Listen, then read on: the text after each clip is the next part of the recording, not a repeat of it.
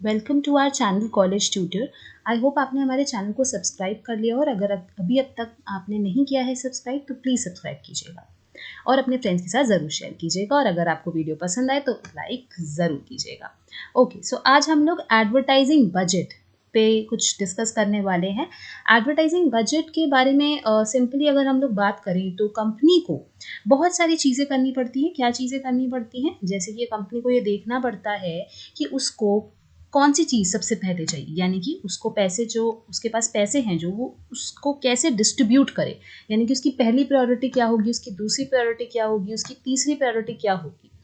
तो जब हम एडवर्टाइजिंग की बात करते हैं तो कंपनी को ये भी डिसाइड करना पड़ेगा कि अगर उसको अपने प्रोडक्ट को प्रमोट करना है, एडवर्टाइजिंग, आई होप आपको पता हो कि एडवर्टाइजिंग क्या होता है। आपने हमारी एडवर्टाइजिंग की बाकी सारी वीडियोस भी ज़रूर देखी होंगी, तो एडवर्टाइजिंग का बेसिक मीनिंग तो आपने वहाँ भी देखा होगा। क्या होता है एडवर्टाइजिंग? एक प्रमोशनल टूल है। प्रमोशनल टूल है इस तरीके का कि जो कंपनी है वो बहुत सारी एडवर्टाइजिंग करती है अपने प्रोडक्ट की ताकि कस्टमर्स तक वो पहुँच पाए, वो अपने प्रोडक्ट्स के बारे में बता पाए कि उनका प्रोडक्ट क्या ऑफर करता है और अपने कस्टमर को अपनी तरफ खींच पाए, राइट। तो एडवर्टाइजिंग बजट का बेसिक मतलब यही है कि जो कंपनी है वो ये डिसाइड करती है कि उसको एडवर्टाइजिंग पर कितना स्पेंड करना है और ये चीज़ वो डिसाइड करती है।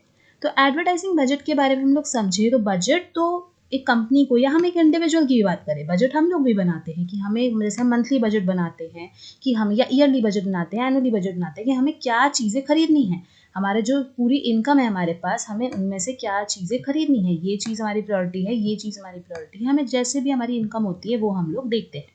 तो वही चीज़ एक कंपनी भी करती है, एडवर्टाइज़ करती है, वो देखती है कि उसको एडवर्टाइजमेंट, जो उसकी प्रमोशन एक्टिविटी है उसमें बहुत सारी चीज़ें उसको करनी पड़ेंगी, जैसे कि मार्केट सर्वे वो करेगी, एडवर्टाइजमेंट के लिए अगर कोई उनको मॉडल चाहिए तो उनका भी एक्सपेंसेस होगा, एडवर्टाइजिंग में प्रिंट करवाना होगा, डिजिटली आप देख रहे हैं सोशल मीडिया आजकल कितना अच्छा एक एडवर्टाइजिंग प्लेटफॉर्म है हमारे लिए, एक कंपनी के लिए। तो ऐसे ही एडवर्टाइजिंग बजट को प्लान करना पूरी प्रमोशनल तरीके से कि वो अपने प्रोडक्ट को ज़्यादा से ज़्यादा कस्टमर्स तक पहुंचा पाए, तो यही होता है एडवर्टाइजिंग बजट का मतलब। तो आइए पढ़ लेते हैं इसको। क्या है? N advertising budget is an amount set aside. भाई कुछ ना कुछ अमाउंट हमें साइड में रखना पड़ता है by a company planned for the promotion of its goods and services. Promotional activities include conducting a market survey. बहुत सारी प्रमोशनल एक्टिविटीज आ सकती हैं, जरूरी नहीं है जो यहाँ लिखे हैं बस सिर्फ वही, बहुत सारी एक्टिविटीज आ सकती हैं। गेटिंग एडवर्टाइजमेंट्स क्रिएटिव्स, भाई की क्रिएटिव कुछ बनाना होगा तो हमें चाहिए होंगे जो हमारी एडवर्टाइजमेंट को बहुत अच्छे से बना पाए। प्रिंट करवाना होगा, प्रमोशन करना होगा उसका प्रिंट मीडिया से, डिजिटल मीडिया है हमारा, सोशल मीडिया है, और हमें एड कैंपेन्स, बहुत सारी ऐसी प्रमोशन एक्टिविटीज़ को हमको करना होगा एक कंपनी को, ताकि वो अपने प्रोडक्ट को अपने कस्टमर्स तक पहुंचा पाए, अपने कस्टमर्स को अपनी तरफ अट्रैक्ट कर पाए। तो यही एडवर्टाइजिंग बजट के लिए जो पैसा साइड में रखती है कंपनी, उस पर हम बात कर रहे हैं आज। तो अभी ये तो बहुत जनरल सी टर्म हो गई, बहुत सारी हम इसमें चीज़ें पढ़ने वाले हैं कि जो कंपनी है वो कैसी कैसी अप्रोचेस को लेती है, कैसे ये चीज़ें डिसाइड होती हैं। मतलब बजट तो हमें पता है कि भैया पैसे को हमें साइड में रखना है, we have to keep some और the other money set aside for some advertisement, for some promotional activities. But how these amount that we are being to set aside, how these are decided, which approach company take? Let's see. Okay, so before going towards the methods, let's see that advertising budget is on what factors it is based on. So the advertising budget of a company is based on the following factors. क्या क्या factors हैं देख लेते हैं। कौन कौन से हम फैक्टर्स देख रहे हैं यहाँ पर, जिस पर डिपेंड करता है एडवर्टाइजिंग कौन सा हम बजट हम कैसे लेंगे। टाइप, सबसे पहला है कि हमें एडवर्टाइजिंग कैंपेन किस टाइप की करनी है। सिलेक्शन ऑफ टारगेट ऑडियंस, क्या सेलेक्ट कर रहे हैं कि हमारी जो ऑडियंस है, टारगेट कर रहे हैं कि हमारी ऑडियंस है कैसी। हम बच्चों को देख रहे हैं, अगर हमारे जो प्रोडक्ट है वो चाइल्ड केयर के लिए प्रोडक्ट है या मिडिल एज के लिए है, तो जैसा भी हमारा ऑडियंस होगा उस हिसाब से हमारा सिलेक्शन हमें करना होगा।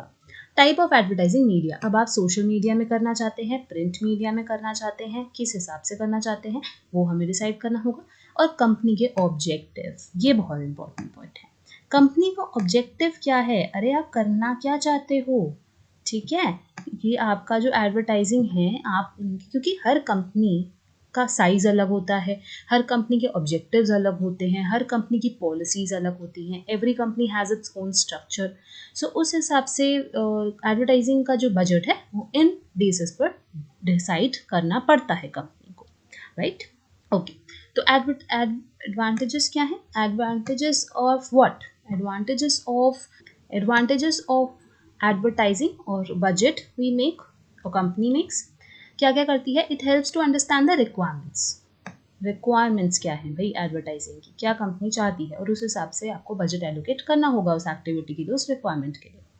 द ओवरऑल एडवर्टाइजिंग एक्सपेंस, अब कंपनी को ये समझ आ जाता है कि उसका खर्चा कितना होने वाला है, how much company is ready to spend और what would be the advertising expenses, तो ये कंपनी को पता लग जाता है। When the budget is followed, it is ensured that the advertising activities are done as per the advertising goals. क्योंकि जो इस हिसाब से भी गोल्स होंगे उस हिसाब से एडवर्टाइजिंग की हम एक्टिविटीज़ को करेंगे और उस हिसाब से हम हमारे जो बजट सेट होगा उस हिसाब से एडवर्टाइजमेंट पर हम लोग स्पेंड करेंगे। सो यहाँ पर ये हमें पता लग पाएगा कि हमारे कोई अननेसेसरी एक्सपेंसेस नहीं हो रहा है और जो हमारा एडवर्टाइजिंग का गोल है हम उसी बेसिस पर पैसे को खर्च कर रहे हैं, मनी स्पेंड कर रहे हैं। Each advertisement activity is kept under supervision and remains controlled within budget. Supervision की बात की गई है क्योंकि जिस हिसाब से भी हमारा गोल होगा, कंपनी का गोल होगा, उसी हिसाब से हमने बजट बनाया होगा, तो हम लोग सुपरविजन के अंडर एडवर्टाइजिंग बजट को स्पेंड कर पाएंगे, हमारे कंट्रोल में रहेगा। कुछ और एडवांटेजेस भी देख लेते हैं। सबसे पहले तो अट्रैक्ट करना है ऑडियंस को। भाई एडवर्टाइजिंग का बेसिक मोटिव यही है कि हम जो हमारी टारगेट ऑडियंस है उसको अट्रैक्ट कर पाए, तो ये एक चीज़ हो जाती है। दूसरी चीज़, अगर आपकी एडवर्टाइजमेंट्स आपकी ब्रांड नेम को भी बहुत इफेक्ट करती है। आपने देखा होगा कि हम लोग कोई भी प्रोडक्ट लेने जाते हैं तो हमारे माइंड में ज़रूर कुछ ना कुछ उसके ऐसे कोई फैक्टर्स चल रहे होते हैं या हमारी कुछ एक्सपेक्टेशंस होती हैं उस प्रोडक्ट के साथ। वो कैसे होती हैं? How we expect something from a product that we haven't even seen in real life, we see it's on advertisement. क्योंकि हम उसके एडवर्टाइजमेंट को देख के जाते हैं तो हमारे माइंड में बहुत सारी चीज़ें चलती हैं उसको लेके कि हाँ ये प्रोडक्ट ऐसा हो सकता है, ऐसा हो सकता है। तो वो चीज़ें हम लोग कैसे देख पाते हैं? वो चीज़ें हम एडवर्टाइजमेंट से देखते हैं। तो एडवर्टाइजमेंट की जो बजट बनाने का एक हेल्पफुल चीज़ है कंपनी के मोटिव से, कंपनी के व्यू से, इस ब्रांड इमेज। ठीक है, ब्रांड नेम बनता है। Advertisement helps a company to reach out larger audience. Of course बात है कि भाई एडवर्टाइजमेंट क्यों करी जा रही है? लार्जर ऑडियंस तक पहुंचने के लिए की जा रही है। Exactly. Okay, then introduce them to companies products and services. Because of this sales increase. The next advantages कि सेल्स इंक्रीज हो जाती है कंपनी की क्योंकि वो ज़्यादा से ज़्यादा लार्जर ऑडियंस तक पहुंच सकती है और लार्जर ऑडियंस तक पहुंच सकती है तो इसका मतलब उसकी सेल ज़्यादा होगी and that means the company will earn more profits. Because of more sales the company will earn more profit. It is important that before setting the advertising budget, the company's objective is understood. ये आपको point हर जगह दिखेगा क्योंकि भाई company के objective जब तक clear नहीं होंगे तब तक ये डिसाइड नहीं हो सकता कि एडवर्टाइजिंग को हम बजट कैसे बना रहे हैं, कितना बजट, हम जो अमाउंट सेट असाइड है वो कितना अमाउंट होगा। तो कंपनी के ऑब्जेक्टिव क्लियर होने चाहिए। अब हम बात करते हैं अप्रोचेस की। बहुत अच्छा और बहुत इम्पॉर्टेंट है ये, एग्जाम पॉइंट ऑफ व्यू से भी अप्रोचेस हो सकता है आपकी आए, जो कि उम्मीद है कि आएंगी। अप्रोचेस की बात करते हैं तो यहाँ पर हम लोग 2 अप्रोचेस को डिस्कस करने जा रहे हैं। फर्स्ट है हमारी टॉप डाउन अप्रोच। नाम से ही पता लग रहा है कि भाई टॉप से डाउन जा रही होगी, ठीक है, ऊपर से नीचे आ रही होगी। तो यहाँ पर क्या हो रहा है? यहाँ पर जो भी बजट है वो डिसाइड करती है हमारी टॉप एग्जीक्यूटिव। यहाँ पे एक टॉप एग्जीक्यूटिव, यानी कि आपने पढ़ा होगा हमारी टॉप लेवल मैनेजमेंट होती है, पढ़ा होगा आपने बिजनेस में, top, middle, lower level management. तो जो टॉप पर बैठे होते हैं ना लोग, ये लोग जो टॉप एग्जीक्यूटिव्स हैं ये बनाते हैं बजट। एडवर्टाइजिंग बजट का जितना मनी होगा वो वही डिसाइड करेंगे, ठीक है। और इस मनी को नीचे नीचे भेज दिया जाता है। प्रमोशन जो भी हमारे बजट बनते हैं, हमारे एडवर्टाइजिंग बजट बनते हैं, वो बाकी जो ऑर्गेनाइजेशन के डिपार्टमेंट्स हैं उनको फॉरवर्ड कर दिए जाते हैं। रीच कर लेते हैं। It is called top down approach because the budgets are made by the, ये यहाँ पर आपको ये चीज़ ध्यान रखने वाली है, made by the top executive and then executor, आप इसको कर सकते हैं top executor, and then the money is pass down the line to various departments. This approach is applied in affordable method, percentage of sales. अब ये कौन से methods हैं? Percentage of sales, competitive parity and ROI. तो अभी हम कुछ methods को डिस्कस करेंगे, आप तब इसको समझ पाएंगे। तो यहाँ पे आप इस डायग्राम से आई होप समझ पाए। ये डायग्राम सबसे बेस्ट है आप जब भी एग्जाम में, क्योंकि कोई भी थ्योरी का एग्जाम होता है, अगर आपकी उसकी एक्सप्लेनेशन आप थोड़ा फ्लो चार्ट्स की तरह दिखा दें तो बहुत अच्छा प्रेजेंटेशन बनता है और आपको पॉइंटर्स में लिखना बेहतर रहता है। जब आप एग्जाम में कोई भी चीज़, कोई भी थ्योरी एग्जाम आप अटेंड कर रहे हैं तो उसमें पॉइंटर्स में लिखें और फ्लो चार्ट बनाएंगे तो ज़्यादा इम्पैक्ट पड़ेगा और एग्जामिनर बहुत जल्दी चेक कर पाता है, तो वो ज़्यादा मार्क्स दे कि प्रति वो हो जाता है। बिकॉज हम पैराग्राफ्स में लिखते हैं तो कहानियाँ लिख के आ जाते हैं, बट अगर हम पॉइंटर्स में लिखते हैं तो एग्जामिनर को समझ आती है कि इस बच्चे को काफ़ी सारी चीज़ें समझ आ रही हैं। तो ये डायग्राम आपको आई होप समझ आ रहा हो कि टॉप डाउन बजटिंग हो रही है। यहाँ पर टॉप मैनेजमेंट सारी चीज़ों को डिसाइड करती हैं और वो पास कर देती हैं प्रमोशन बजट को in further lines. Second approach है हमारी bottom up approach. Bottom up approach से भी नाम से आपको समझ आ रहेगा कि नीचे से ऊपर अब हम लोग जा रहे हैं, bottom to bottom up. Okay, bottom up budgeting में क्या होता है, proportion objective are set, activities needed to achieve the objectives are plan. तो यहाँ पर पहले ऑब्जेक्टिव्स को सेट किया जा रहा है, कहीं पर भी हो, कोई भी अप्रोच हो रही हो, कोई भी मेथड हो रहा हो, भाई ऑब्जेक्टिव तो सेट होना ही चाहिए।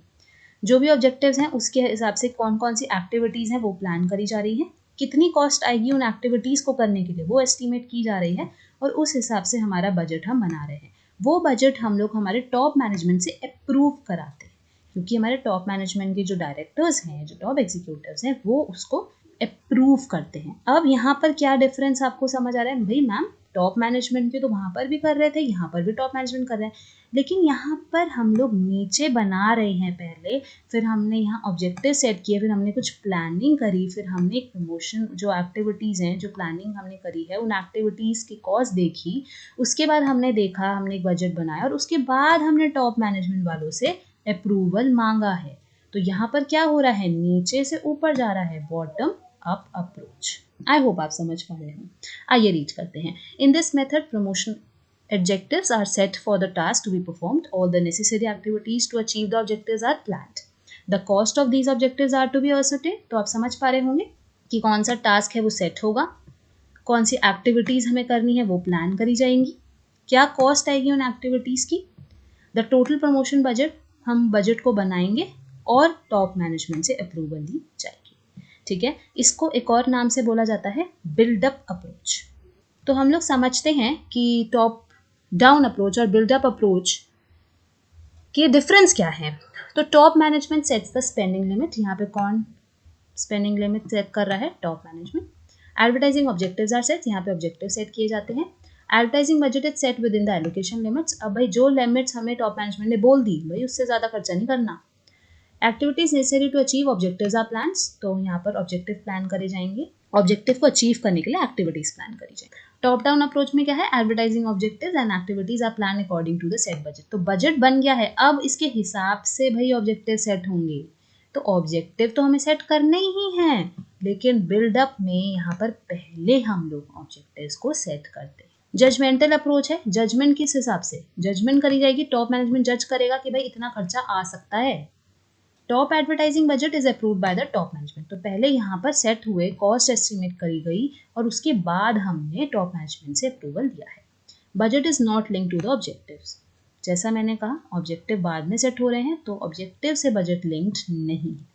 Budget is allocated on the basis of activities consider, तो यहाँ पर ऑब्जेक्टिव जो आपके हैं उस हिसाब से ही आपका बजट बन रहा है। So budget is link to the objective, यहाँ पर लिंक्ड है, ठीक है, यहाँ पर लिंक्ड नहीं है with the objectives.